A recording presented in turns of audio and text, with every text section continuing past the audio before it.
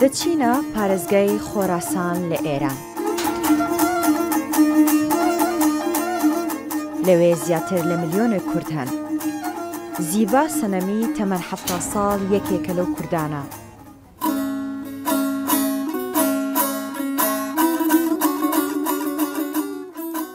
زیبا سەنەم خەڵکی گوندی قەڵەبەیگی سەربەشاری شێروانە لە خۆراسان.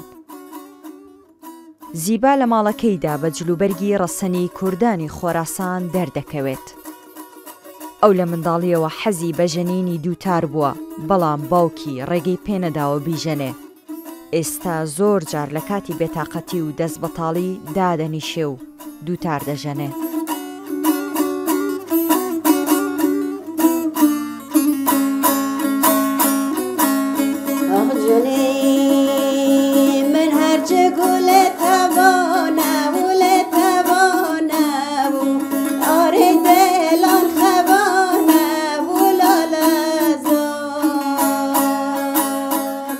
از زیبا سەنەم ئاهەنگەربێگ ژە روستای قەلیب هەستنم، ولی متولد قەلیبێگنی.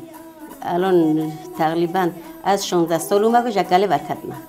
بعد بابی ما دتارزن و بخشی و غزوری ما دتارزن و بخشی و خزانه ما خواهی مکو یادگرد بابی وانا بیاد نه ما خزانه خواهی یاد دا مکو دتار سرپنجه یاد دا اینگو اخواه دو سازه ننکتن، ویولین لیخستن، دتار لیخستن، ضرب لیخستن و دو سازه ننکتن.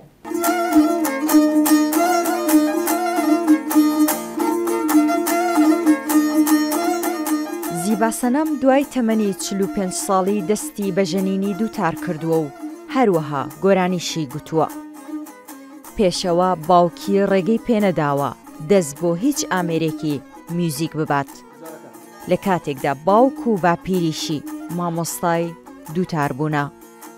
دتار ئەگەر لە دەستمە بدیۆنە ئەس دەکوشتم. بابێمە دتارزن و بەخشی و غەزوریمە دتارزن و بەخشی و ولی اگر دتار لدست بیانه از دکشتم. بعد ما دزی هر وقت جمال ورده کردن ما دزی التانی لیت خست تا می خجای وانه هات وانه خواستم بیانم مال ما دتار دوید باشرد.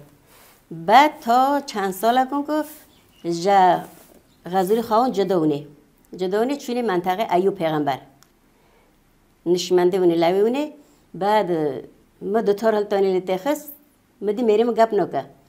بعد گفت دتار راضی لیخنی مگو چرا راضی نم دوست دارم دتار یاد بگیرم و خواه ازت یاد دهم. بعد کم دتار همه یاد دام من سرپنجه یاد گرد. من یاد گرد مدت که من دتار لیخست دو فیلم مستند جمع چه کرد جایی یادو نکردم لی نخست هاوید.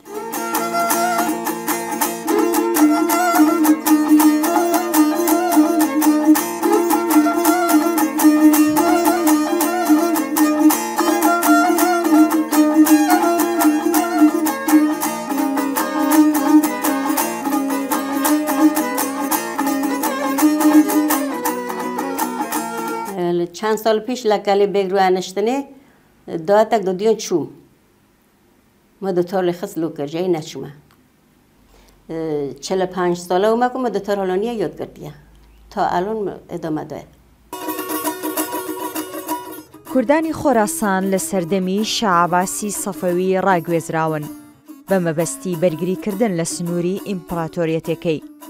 بەڵام کچ و کوڕی کورد لە خۆراسان دەیان گروپی میوزیکی کوردیان دامەزراندووە و بە زمانی کوردی گۆرانی دەڵێن.